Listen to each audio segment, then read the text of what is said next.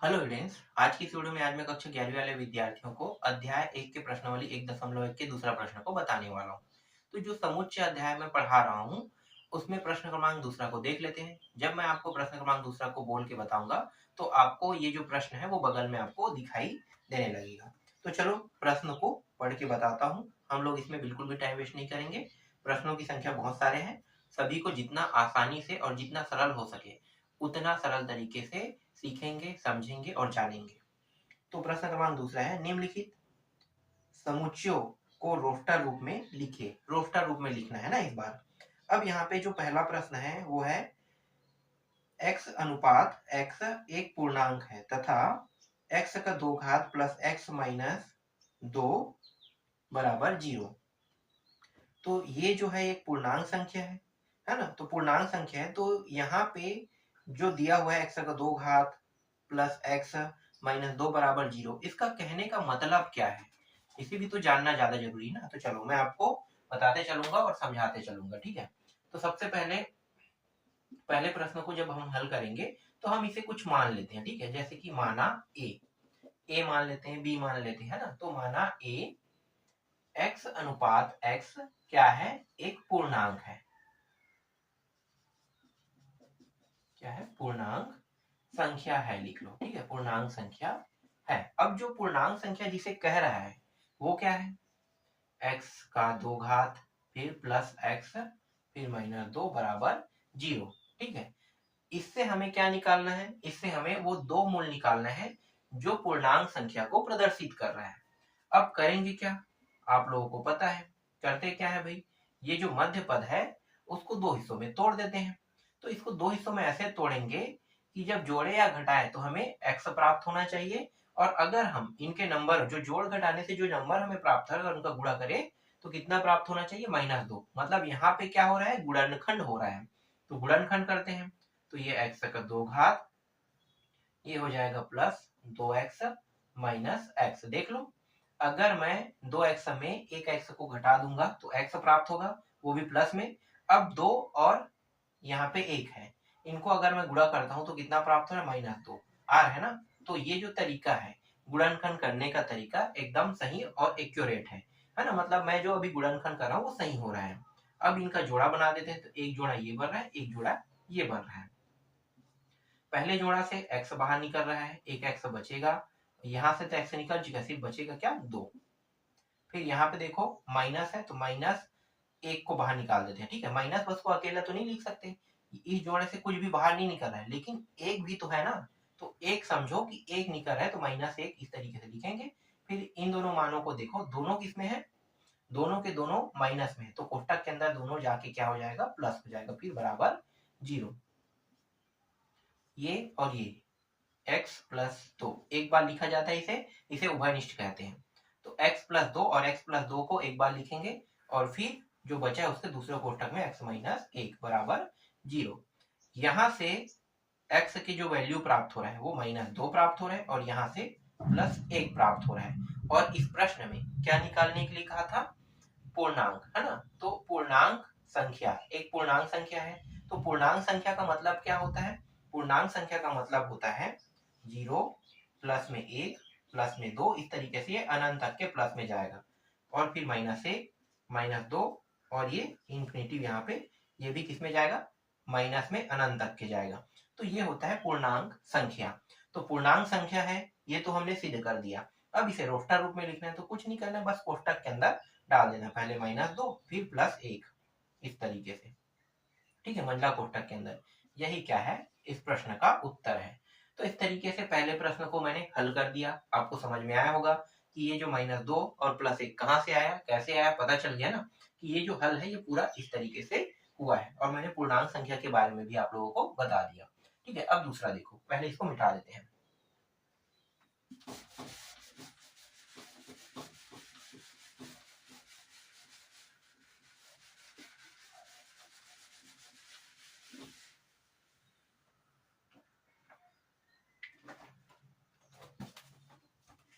देखो दूसरा प्रश्न क्या है, x अनुपात x एक धन पूर्णांक है। यहाँ पे ये क्या कर रहा है, धन पूर्णांक है।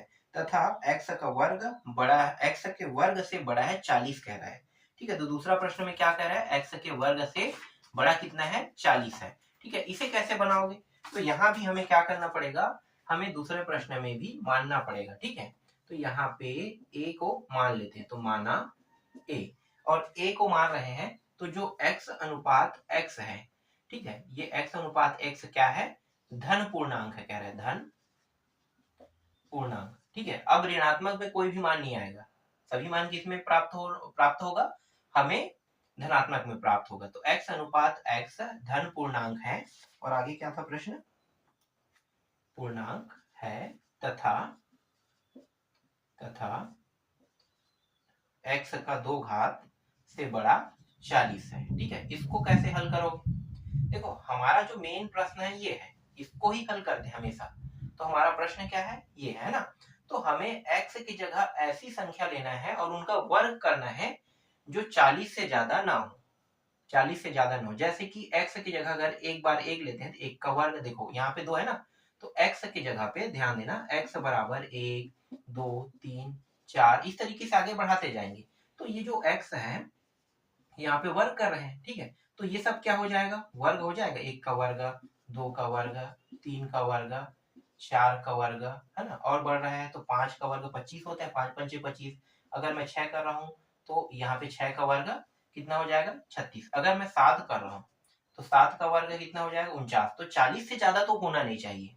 पहली चीज आपको क्या देखना है कि 40 से ज्यादा नहीं होना चाहिए। बड़ा का निशान क्या दर्शा रहा है कि x का मान, देखो x, ये जो x है ना, x वर्ग से बड़ा क्या है, 40 है, तो मैं ऐसे मान को रखूं जो मान 40 से ज्यादा नहीं होना चाहिए। तो x का अगर देखो 1 का वर्ग करते हैं तो कितना प्राप्त हो रहा है, पूरा निकाल लेते हैं, 1 का वर्ग 1 है ना, देखो यहाँ पे मैं बताते जा रहा हूँ, ये पूरा रोस्टर नियम है।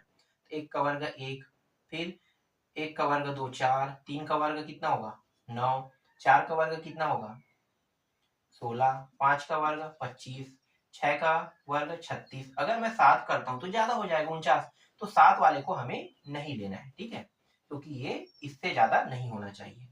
ठीक, समझ में आ गया, तो यही क्या है, इस प्रश्न का रोस्टर है।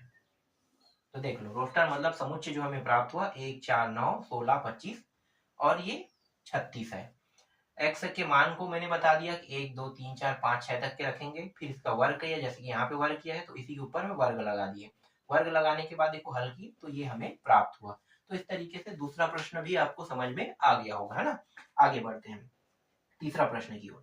तो देखो तीसरा प्रश्न जो दिया हुआ है, x अनुपात x एक विषम अभाज्य संख्या है जो कि 25 से कम है, 25 से क्या है, कम है कह रहा है। तो आपको क्या करना है, पहले माना है कह के वैसे ही पूरा लिखना पड़ेगा। ठीक है, तो मैं जो फॉर्मेलिटी जैसे ये पूरा प्रश्न है ना, मैंने लिखा है माना कह के, माना एक कह के, वो मैं इस बार नहीं लिखूंगा। मैं इस बार क्या करूंगा, डायरेक्ट ना, इसमें क्या पूछा है, जो 25 से कम है कह रहा है ना, तो 25 से कम मुझे अभाज्य विषम संख्या निकालना है। तो 25 से कम अभाज्य संख्या, तो देखो अगर मैं x के मान कहां तक लेता हूं, 1 2 3 4, इस तरीके से 5 6 7 8, है ना, 9 10 11, पूरा संख्या लिखना पड़ेगा, 12 13 14 15, ठीक है, 16 17 18 19 20 21 22 23 24 और 25, है ना। तो इस प्रश्न में क्या कहा है कि 25 से कम कह रहा है, तो 25 से सारे संख्या क्या होने चाहिए, अभाज्य संख्या 25 से कम होनी चाहिए। और इसमें और क्या पूछा है कि वो संख्या जो है वो विषम भी होना चाहिए, विषम अभाज्य संख्या, अभाज्य संख्या, है ना। तो वो सारे के सारे विषम अभाज्य संख्या होना चाहिए। तो देखो ये जो है ये तो सम संख्या है, तो हम इसको तो लेंगे नहीं, है ना, इसको तो हटा दो। ये सम संख्या है तो इसको हटा दो। ठीक है, ये संख्या कभी लिया जाता नहीं है क्योंकि विषम संख्या है, और इसको हम कभी भी लेते नहीं है। ठीक है, अब बचा क्या, ये 3, तो ये विषम संख्या यहां से शुरू होगा 3, तो यहाँ पे 3 को ले लो, 1 मिल गया। 3 के बाद 5 आ रहा है, 5 भी किसी से भाग नहीं जाता है, और विषम संख्या है, 7 भी है ना, विषम संख्या। फिर यहाँ पे 9 10 11, 11 भी है विषम संख्या और अभाज्य संख्या है। फिर यहाँ पे 13, 13 भी विषम संख्या अभाज्य संख्या। फिर ये 17, 17 भी विषम संख्या और अभाज्य संख्या। फिर 18 19, 19 भी विषम संख्या अभाज्य संख्या। फिर आपको देखना है 23, ठीक है। ये 23 इतने सारे निकल रहे हैं रोस्टर। तो देख लो 3, 5, 7, 11, 13, 17, 19, 23 जो है ये सभी के सभी क्या है, विषम अभाज्य संख्या है। तो जो तीसरा प्रश्न में जो पूछा गया था वो मैंने यहाँ पे निकाल के बता दिया। और रोस्टर रूप में लिखने का मतलब है ऐसे कुछ कोष्टक में करके लिखना, यही कहलाता है रोस्टर, ठीक है। तो ये समुच्चय बन चुका है, इसे समुच्चय कहते हैं, रोस्टर कह देते हैं, समुच्चय कह देते हैं, ठीक है। सेट सही है ये सभी। तो 3, 5, 7, 11, 13, 17, 19, 23 ऐसे विषम अभाज्य संख्या जो किसी भी संख्या से भाग नहीं जाता। और मैंने पहले ही बताया था एक और अपने आप से जाने वाले को हम, देखो एक और अपने आप से तो जा ही सकता है, उसके अलावा किसी दूसरे संख्या से भाग नहीं जाना चाहिए, वही क्या कहलाता है, अभाज्य संख्या कहलाता है ना। तो ये एक से जा रहा है और अपने आप से जा रहा है, बाकी किसी भी दूसरे संख्या से ये भाग नहीं जा रहा है, इसलिए ये सभी के सभी विषम अभाज्य संख्या होंगे, ठीक है। तीसरा आपको समझ में आ गया। चलो इसको मिटाते हैं, फिर अगला देखो।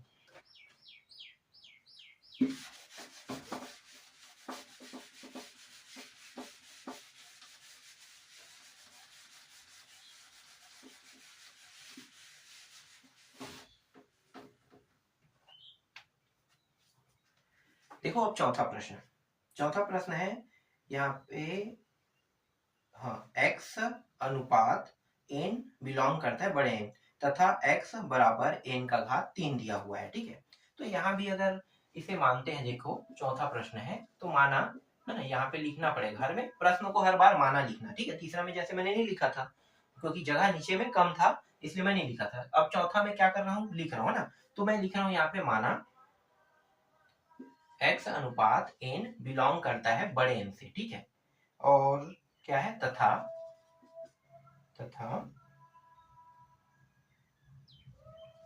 x बराबर n का 3 घात, ठीक है।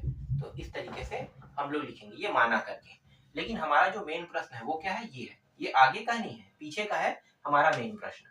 अब हम क्या करेंगे, यहाँ पे जो x का मान है, ठीक है, x के मान, तो x के मान हमें n के घात के 3 के बराबर लाना है, ठीक है। तो n के घात के 3 के बराबर लाना है।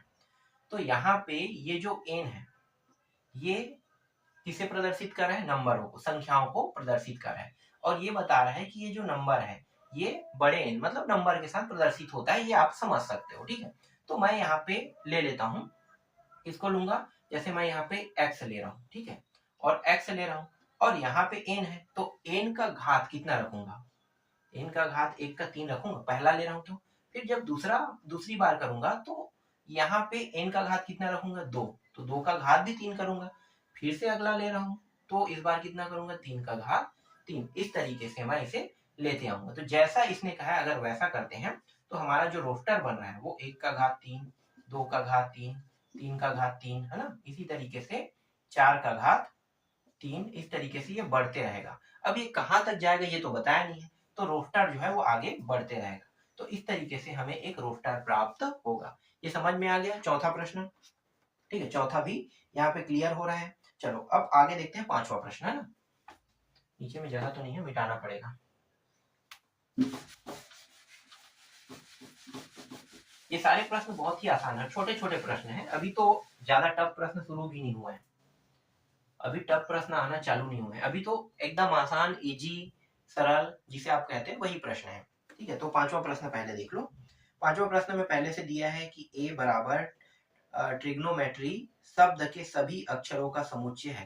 भाई समुच्चय कह रहा है तो ये तो बहुत आसान है, मैं डायरेक्ट इसका उत्तर आपको बता देता हूँ। a बराबर दिया है तो आपको माना करके लिखने की जरूरत नहीं, a बराबर करके पूरा प्रश्न को पहले उतारना है, फिर सीधा उत्तर लिख लेना है रोस्टर रूप में, ट्रिग्नोमेट्री, है ना। तो स्पेलिंग जो है उसको लिखना पड़ेगा, टी ऐसे r, फिर i g o, है ना, g o n o, trigno m, ठीक है, ये m और e t r और y, है ना, ट्रिग्नोमेट्री, ठीक है। तो ये पूरा लिख देंगे। तो ये क्या, देखो सब में अल्प विराम लगा हुआ है पूरे स्पेलिंग में, यही क्या कहलाता है, यही इसका रोस्टर कहलाता है। तो ये पांचवें प्रश्न का उत्तर है, इसमें ज्यादा कुछ नहीं करना है, बस ऐसा करना है, ठीक है, इससे ज्यादा कुछ नहीं करना है।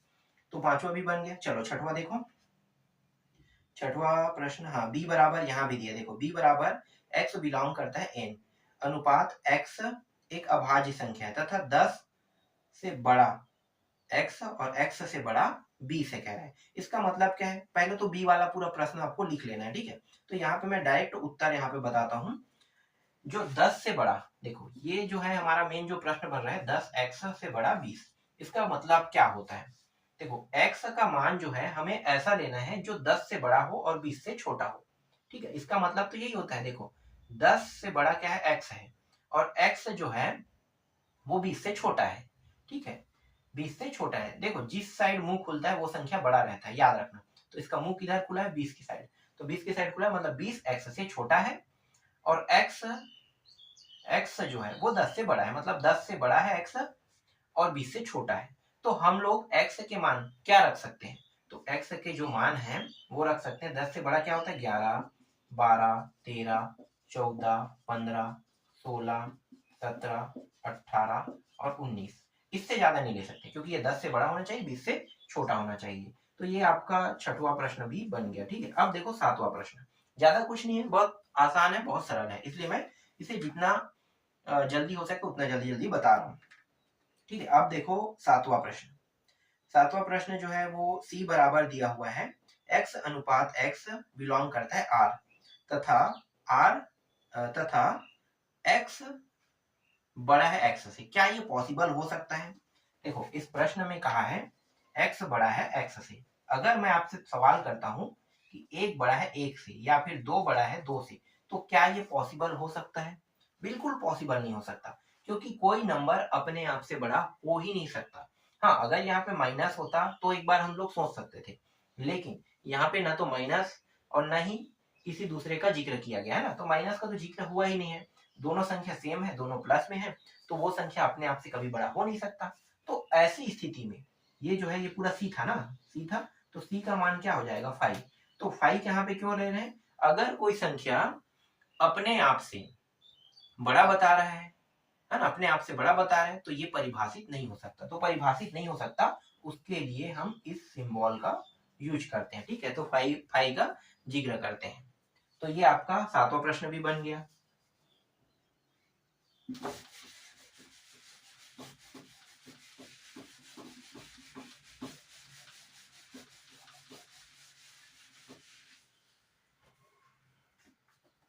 अब देखो आठवां प्रश्न, ये अंतिम प्रश्न है, प्रश्न क्रमांक 2 का d बराबर दिया हुआ है, ये पूरा प्रश्न आपको लिख लेना है, ठीक है। d बराबर x अनुपात x एक पूर्णांक है तथा x -3 और बड़ा है क्या, 8 बड़ा है, ठीक है। तो ये पूरा पहले प्रश्न को लिख लेना है, फिर यहाँ पे आठवां प्रश्न को जब हल करेंगे तो यहाँ पे लिखेंगे दिया है, ठीक है। प्रश्न दिया है x -3 इस तरीके से, बड़ा है 8, ठीक है। अगर ऐसा कोई प्रश्न दिया हुआ है तो एक चीज आपको और गौर करना है, क्या गौर करना है कि ये जो 8 है अगर मैं पीछे में भी ले लूं, ठीक है 8, तो ये पीछे में अगर मैं ले सकता हूं तो इसे नीचे लिखेंगे ना, नीचे वाले लाइन में लिखेंगे कि ये -8 हो सकता है। देखो ये प्लस में है, तो इसके जितना पीछे जाऊंगा तो जो पूर्णांक संख्या है ना, पूर्णांक संख्या वो माइनस में तो जाएगा ना। इसमें क्या कहा है देख लो, यहाँ पे पूर्णांक संख्या का जिक्र किया है ना, तो पूर्णांक संख्या का जिक्र किया है, तो पूर्णांक संख्या क्या होता है, चलो मैं यहाँ पे बता देता हूँ, ठीक है। जैसे कि यहाँ पे -8, तो यहाँ पे नहीं, यहाँ पे प्लस, तो ये -8, ठीक है, ये 0। तो ये पूर्णांक संख्या जो है वो प्लस में भी होता है माइनस में, तो जितना 8 प्लस में उतना मैं पीछे यहाँ पे आ गया, तो ये पूर्णांक संख्या को प्रदर्शित कर रहा है। तो ये -8 कहाँ से आया, क्योंकि ये प्रश्न ही कह रहा है कि पूर्णांक संख्या है ना, तो इसलिए यहाँ पे -8 को ले रहे हैं। फिर यहाँ पे इस तरीके से निशान लगाएंगे, इससे बड़ा ये वाला है, तो x -3 बड़ा है, फिर इससे बड़ा ये जो +8 है वो बड़ा है। अब आगे इसको हल करते हैं, यहां से मुझे -3 को हटाना है, तो -3 को हटाने के लिए मैं क्या करूंगा, इस पूरे पद में देखो यहाँ पे ये जो निशान लगा है ये सब एक एक अलग अलग पद है, समझो ये सभी के सभी अगर ध्यान से देखा जाए तो ये सभी के सभी एक बराबर के निशान को प्रदर्शित करता है, ठीक है। अगर ये निशान मैं नहीं रखता हूँ, ठीक है, तो नहीं रखता हूँ तो ये बराबर के निशान को प्रदर्शित करता है, लेकिन यहाँ पे ये निशान जो है ये एक पद को दूसरे पद से बड़ा बता रहा है, ठीक है। तो समझो कि एक प्रकार के बराबर के निशान जैसा ही है। चलो बराबर के निशान नहीं, यहीं से समझते हैं, आपको मैं यहीं पे बताता हूँ, ठीक है। तो ये सभी के सभी एक से दूसरा बड़ा बता रहा है, तो -8 से बड़ा ये है, इससे बड़ा ये है, यहाँ पे -3 है, -3 को मुझे हटाना है, तो मैं क्या करूंगा, उसको हटाने के लिए -8 के साथ यहाँ पे +3 को मैं ले लूंगा। ठीक है, अगर मैं यहाँ पे +3 ले रहा हूँ तो मैं यहाँ भी +3 लूंगा, तो x - 3 +3 यहाँ भी मैंने ले लिया।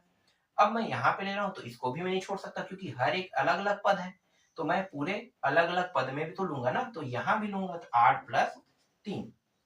अब जब मैं इसको आगे हल करता हूं तो ये हो जाएगा -5, इससे बड़ा, ये दोनों कट गया, तो यहाँ पे सिर्फ बचेगा क्या, x, और फिर इससे बड़ा, फिर 11।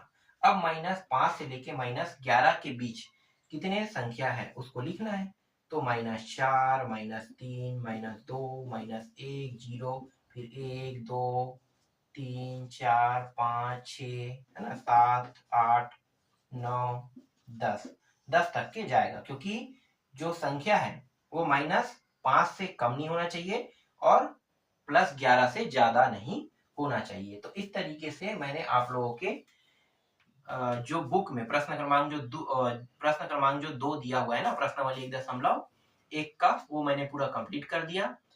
अब यहाँ पे एक भी प्रश्न नहीं बचा है। इसके बाद प्रश्न क्रमांक 3 को देखेंगे, है ना, नेक्स्ट वीडियो में। तो आज की वीडियो में बस इतना ही।